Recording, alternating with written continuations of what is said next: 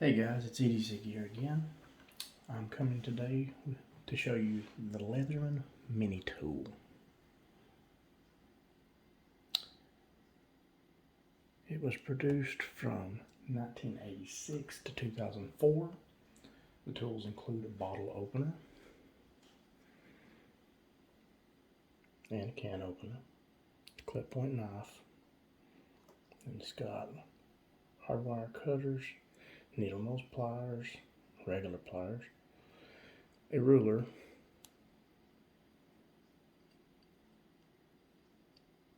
a 1/4-inch screwdriver on the end of a file, and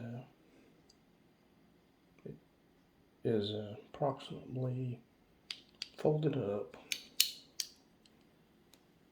2.6 inches, and the blade length I think is a small 1.5 inches. The tool comes in at around 4 ounces, and I really like the MiniTool. It's probably one of my more favorite Leatherman. There's a few differences, and here's a sheath. They only made the nylon sheath for the Leatherman MiniTool. No leather sheaths, so I made my own. Fits really well. I've had it for several years, and this is one of my main user mini tools. And yes, I do use it. Many people probably think I'm crazy sometimes, but here's a comparison of the Leatherman Micro and the MiniTool. Not a lot of size difference for what this folds out. This folds out to a PST sized tool, which surprises many. In fact, I have a PST right here that we can compare it to.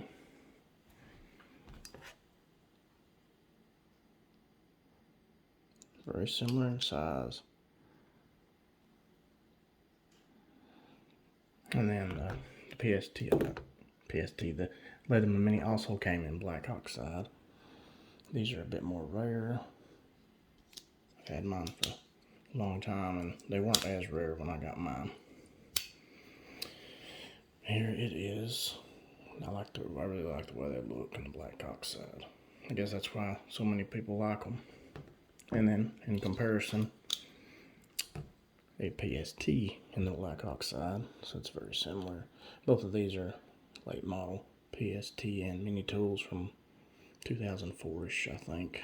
This one might be a little older, but they're really good tools, and they've lasted well. Of course, some of mine are not users because I have several, and then I'll give guys that don't have any a lot of the older tools, I'll give you a comparison to a rebar.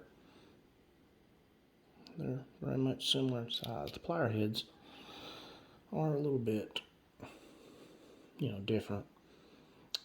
They've beefed them up and put replaceable cutters. The only improvement they made over the years on the MiniTool was a wire cutter notch, hardwire notch.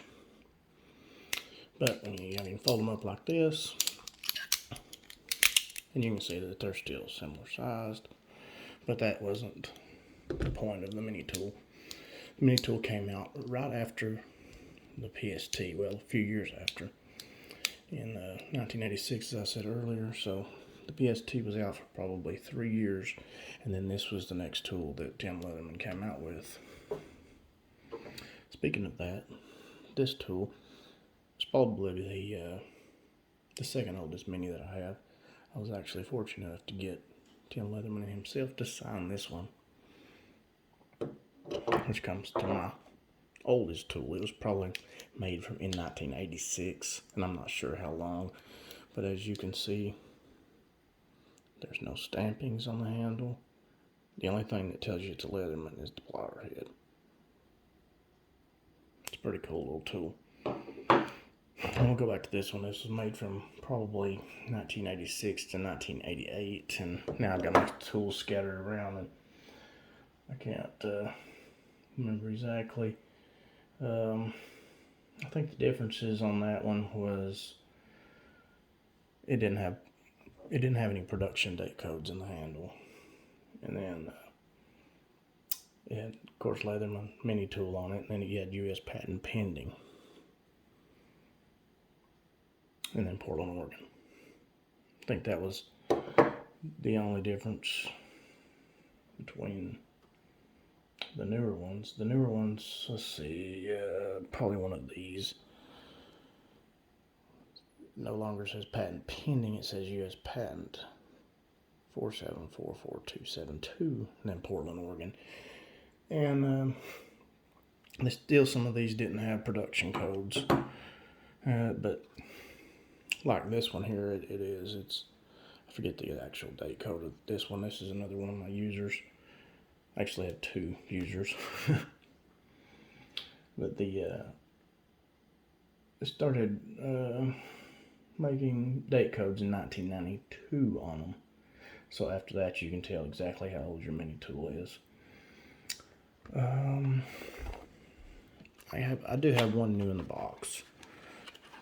You know, same sheath. You know, the paperwork inside. And then an actual mini. So I can get it out. Okay, there's the mini tool that's brand new, shiny. And this one, the box says 2002. And sure enough, the date code is, if you can see that, 0102. And then the date codes in this one is the same. So I have a matching handle set in this one. Sometimes you don't get matching months. I've seen tools years apart in the handle. Each handle be years apart in the date code as well. Put that over aside. Okay. Oh, and then for the Vic guys, they might be wanting to know the difference between a Victorinox Classic Alox and a mini tool. Yeah, you know, it's quite a bit smaller, but for what the mini tool folds out to be, it's actually amazing to me, and I really wish they would update this tool.